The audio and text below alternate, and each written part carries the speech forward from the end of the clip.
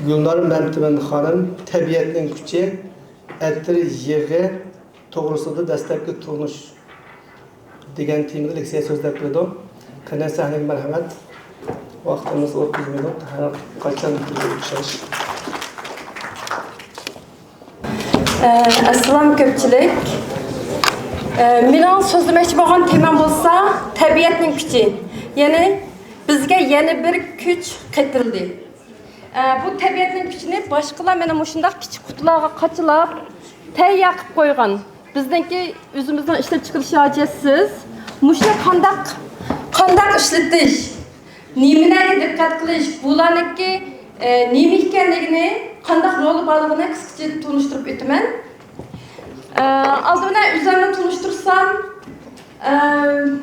Abuşkuna ayali men Sanat Enstitüsü'nde okup, elektronik kasbida okup, Atalmış Şincan Televizyon'daki tartış bölümünde yetiştirdim.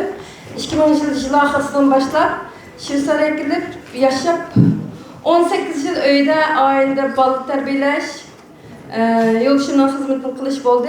Bulup şu 2017 yılki ayrılıştan keyin her bir yama işlama bir yaxşı terbiye buldu degendek, bu bana özlemli tunuşning yeni bir başka bir qadam basishning yo'li bo'ldi. Shundan keyin men o'zimniki amaliy ahvoli, yeshim, amaliy iqtidorim ashlarni ko'z tutib, sestralik ishini qilyapman. Endi bugun so'zlamoqchi bo'lganim tabiatning kuchi Attir yig'i to'g'risida dastlabki tunishish. Bizningki derdimiz, g'amimiz, azoblarimizniki hisobı yok, cheksiz. Biz şu tabiat yığıdan faydalanıp biraz bolsunmu özümüzdeki nervimizga, ruh bedenimizga biraz azadlık, tinchlik hazırlasak, yeni bizga büyük arzularımız için biraz zihnimizni yig'ib, texma bir köp kuch quvvat bilan işlişimiz için bu yağlarniki rolu pek muhimken deb bildim. Çünkü bu bazarlarda satılatılı, doğruxanalarda, her yerde degidek uçuravatılı. Çünkü xuşpırak buyumlar her zaman bizdeki dikkatimizni tortadi.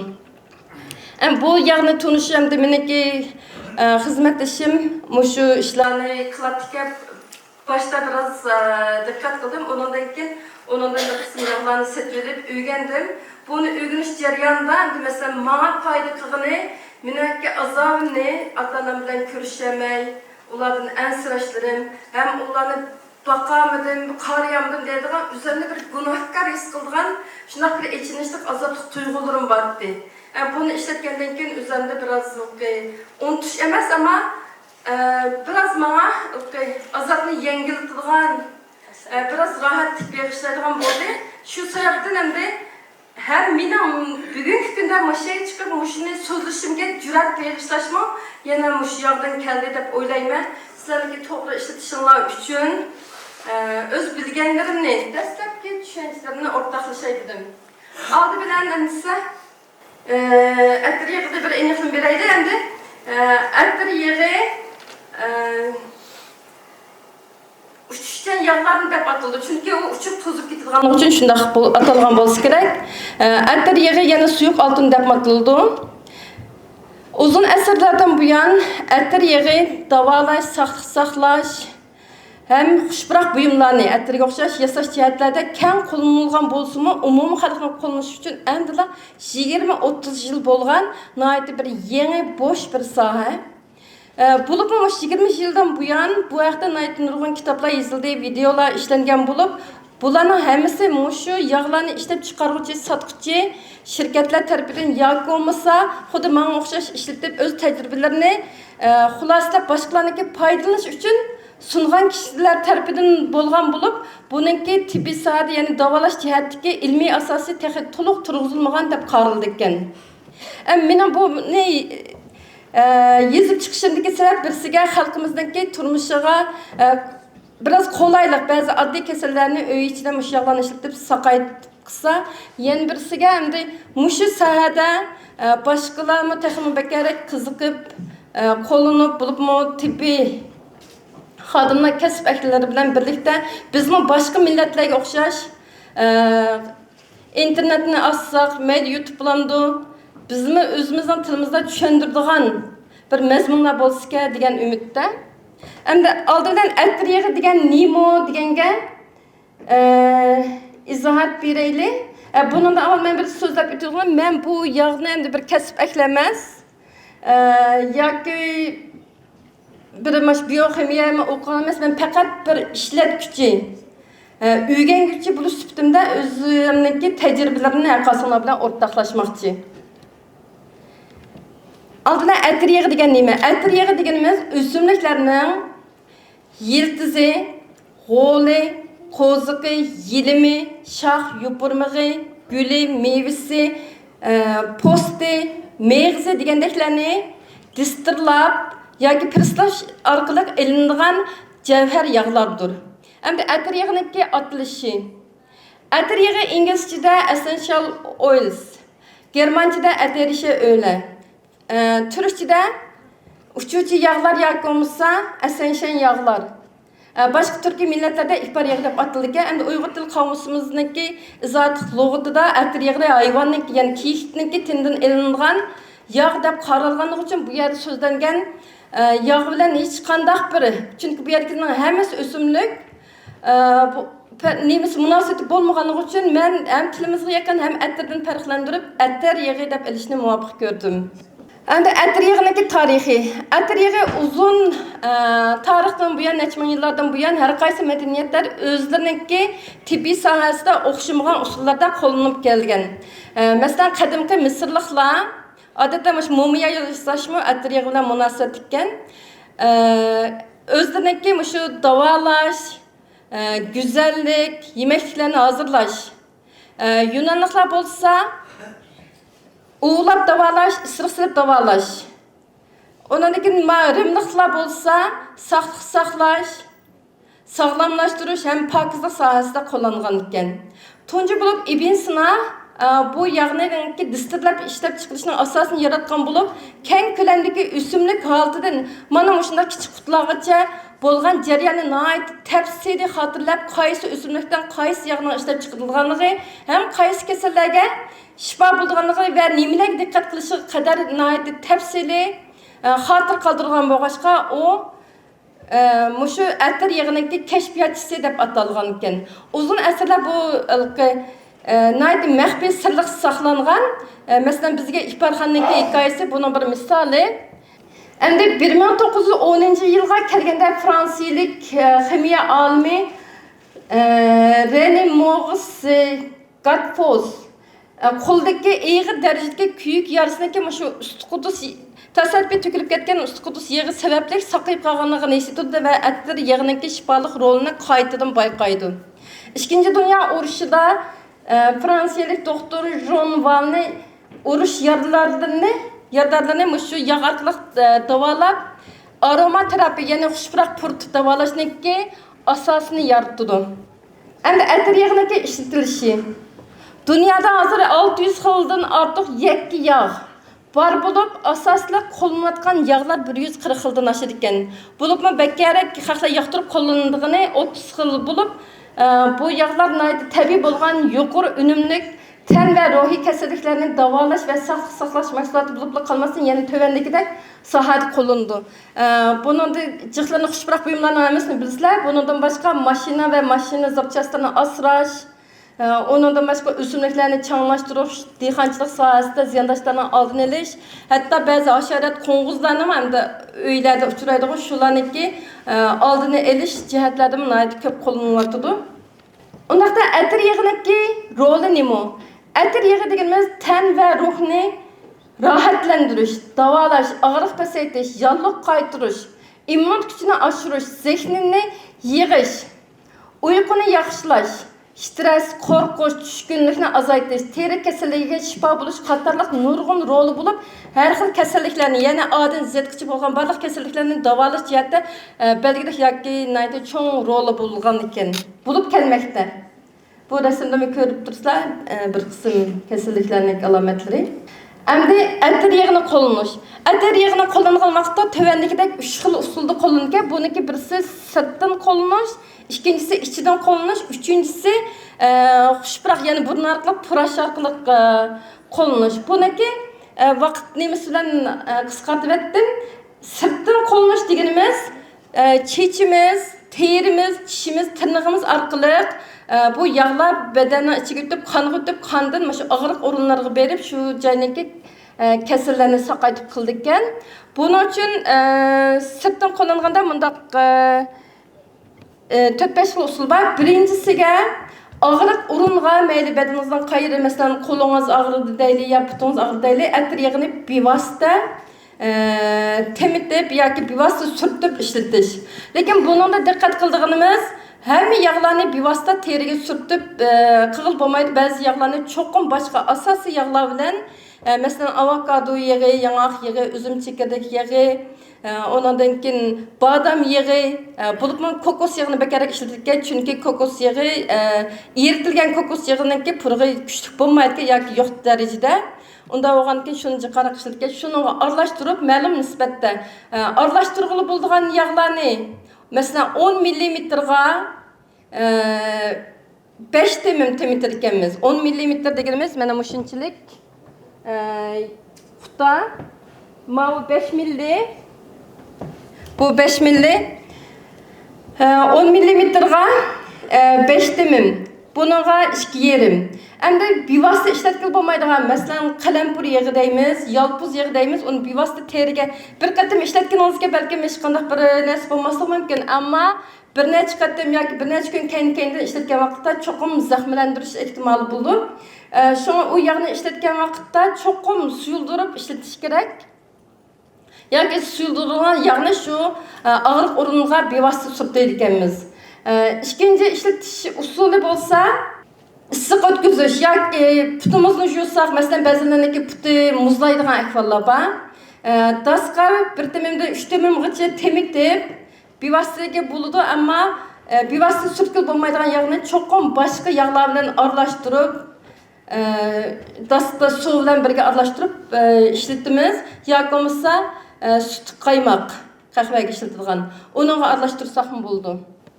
Onundan başka yana issiqlik o'tkazish yoki soğuk o'tkazish. Masalan,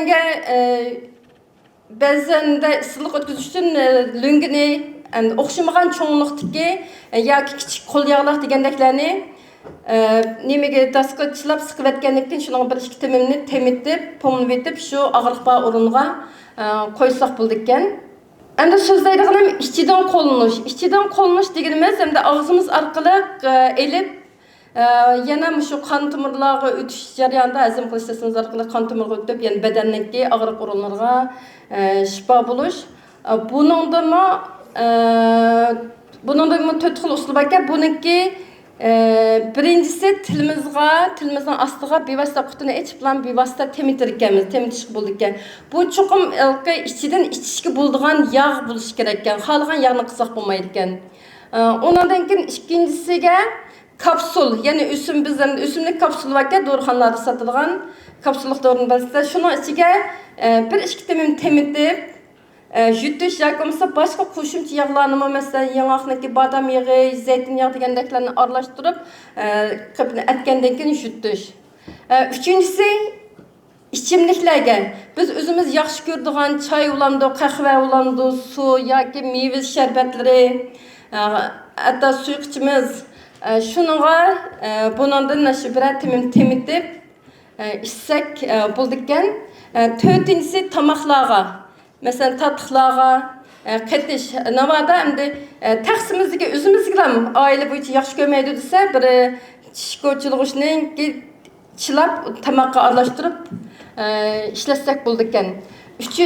Uchinchi ishlatish aromaterapiya, ya'ni xushbiroq qo'llanish. Xushbiroq qo'llanish endi buningda turli yo'llar orqali tan va ruhimizga ta'sir ko'rsatadi. Burnimiz miyamizga eng yaqin tutashgan o'rin bo'lib, bizningki hissiyotimiz va uzun muddatlik asli tutish xotiramizni kontrol qila oladi. Buningda endi qanday usul bor degan vaqtda bevosita yog'ni eliblam og'zini ichib puraydi ekanmiz. Bu purashda endi men yana bir kichik bir qo'shimcha qilay.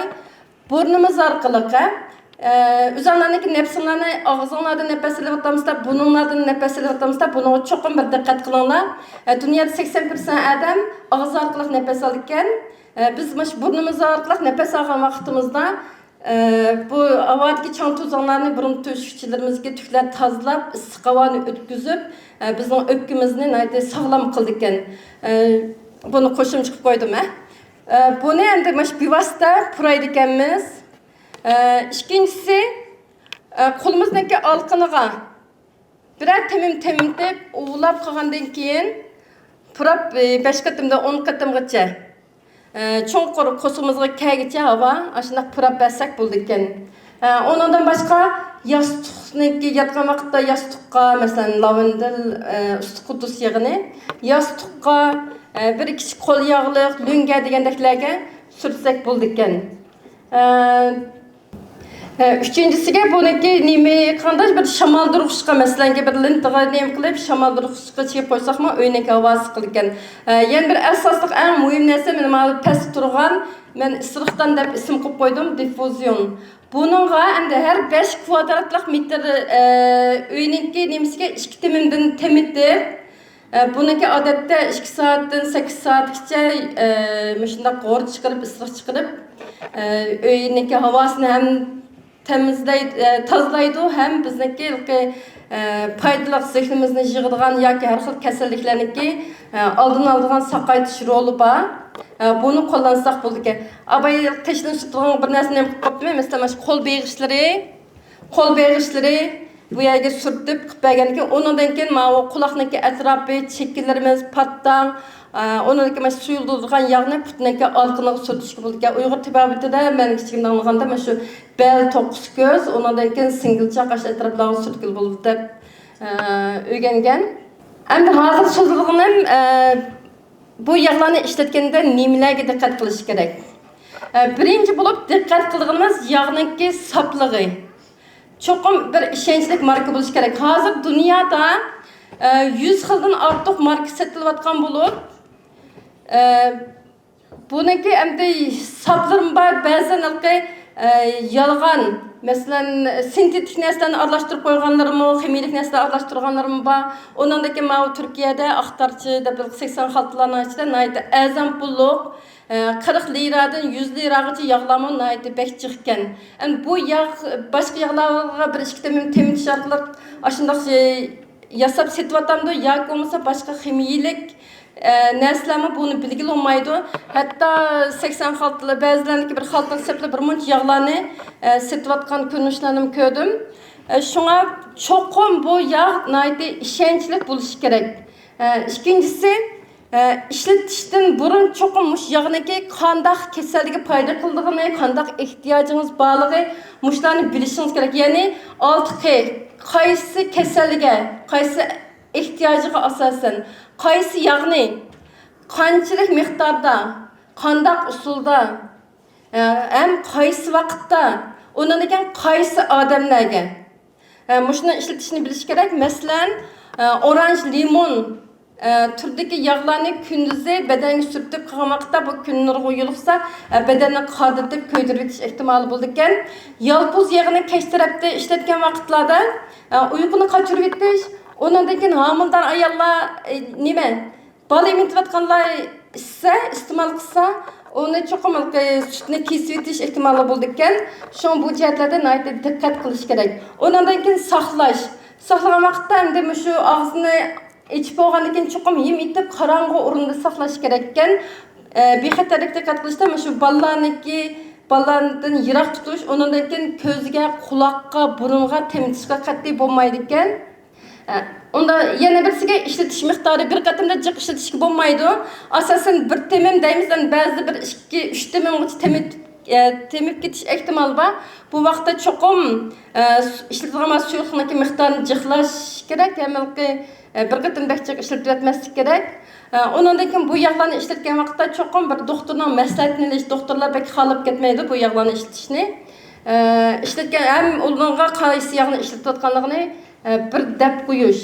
Hamda tasodif bir mashg'ulotda bir xato nim bo'lib ko'ziga etishib ketadigan akval bo'lib qolib qolsa, bu yog' suvda erimaganligi uchun suvdan yursangiz chiqmaydi. Cho'qim bir boshqa paxtani boshqa yoqqa aralashtirib, ondan keyin shu o'ringa sursangiz, yog' erib chiqar ekan. Bu ishlatishga diqqat qiladigan usullar.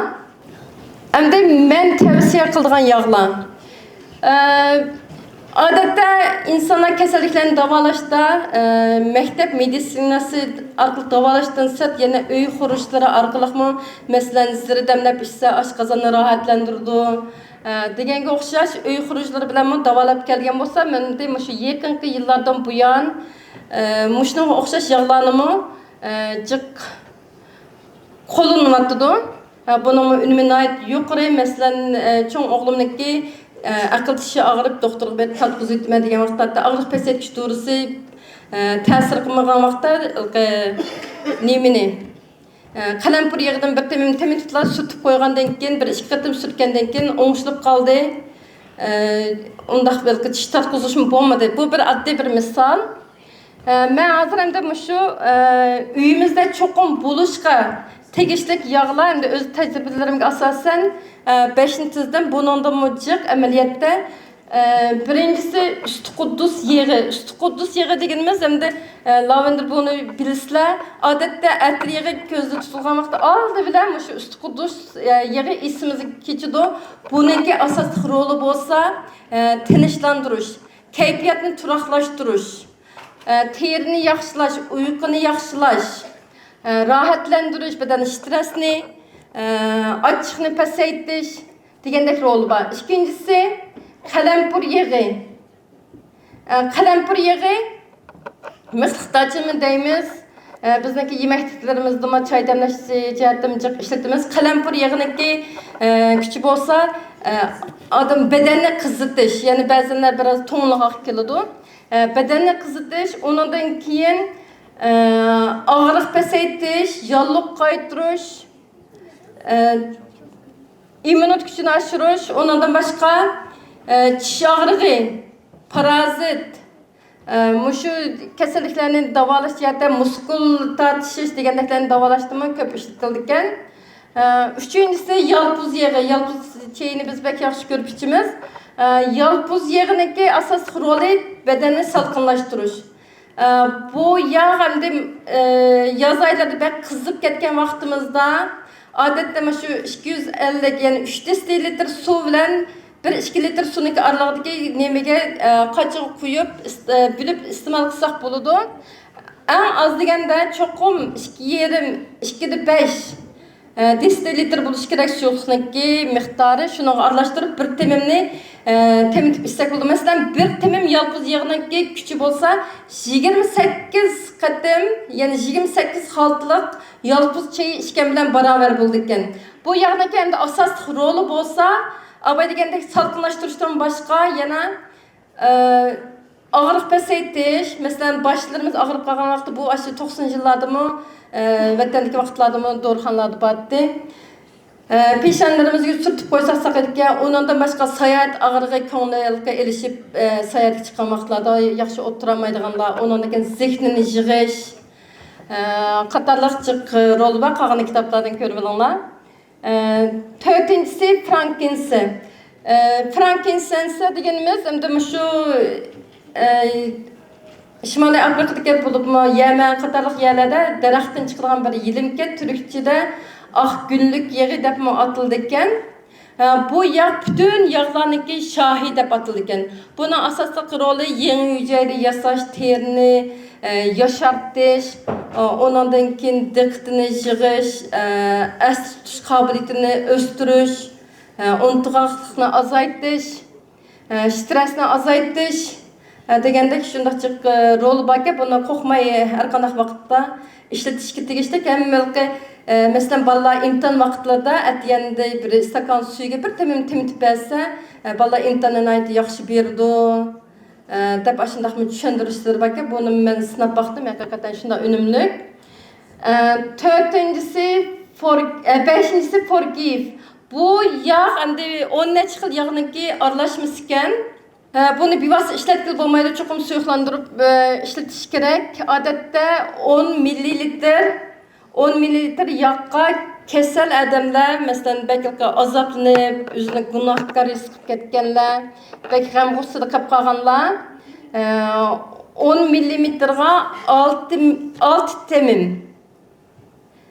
Şu miqdorda agar normal o'ziniki odatdagi bir sog'lomligi uchun ishlatay desa 10 millimetrga 4 temim.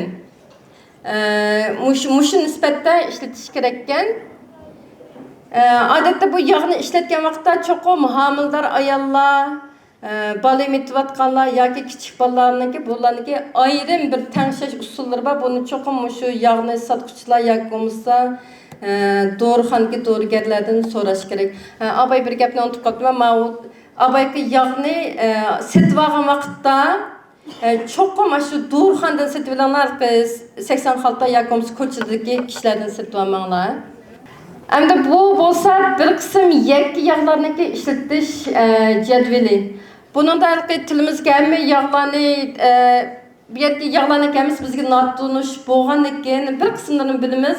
Shunga inglizcha ism bilan eliverdim. Undan keyin hamma lug'at aqtirib tepishimizga nihoyat qulaylik bo'lish uchun buni xotir bilinglar. Bundan ko'rinib turdiki bu odat belgiga qo'yilgan bundan ko'rilish bo'ldiki butkul atir yog'larniki hammasini qurab ishlatishga, buningda isiriqdan qo'yib yoki purab ishlatishga bo'ladigan qaysi usulda bo'lsin, ona yendiki ter bo'lsa teriga surtishga bo'ldi degan gap. Buningda butun yog'larni teriga surtishga bo'ldi, lekin buniki yendiki yeshil ham siyriq ranglikisi bo'lsa, yeşil rangdagi P deb belgini sap holatda pur, ya'ni sap holatda bevosita sursangiz bo'ldi. Endi bevosita surtish uchun bu bir kichikgina yog' qo'lingizga sursangiz bir muncha surtishingiz kerak endi. Shuning uchun eng yaxshisi suyuldirib ishlatsangiz ham barakatli bo'ldi. Ona yendikisi S harfi bossi sezgir teriga, xuddi uyg'urchaga moslashgandek arablar qo'yilibdi. Sezgir teriga ishlatilgan sezgir teriniki buni suyuldirish uchun nayda yana oz ishlatish kerak. Masalan, abayga 10 milliga 2 temim temitib ishlatish kerak.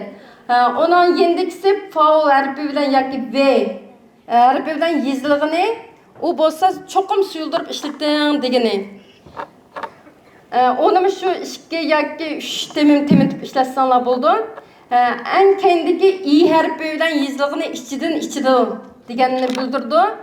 Bundan ko'rib bo'ldiki, ko'p yog'larni ichidan ishkil bo'lsa-mu, yana bir qism yog'larni ichidan ichishga bo'lmaydi. Shuni ishlatgan vaqtlarda naytdi diqqat qilib ishlatish kerak. Men bu kitobga chiqmay qolibdi, qayta keyin to'liqlagandim. Agar rasm tortib olganlar bo'lsa, rasm tortib olinglar.